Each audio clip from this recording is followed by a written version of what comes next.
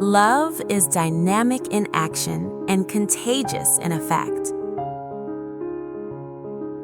Pure love is matchless in majesty.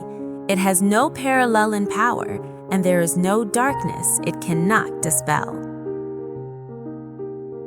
It is the undying flame that has set life aglow. The lasting emancipation of man depends upon his love for God and upon God's love for one and all.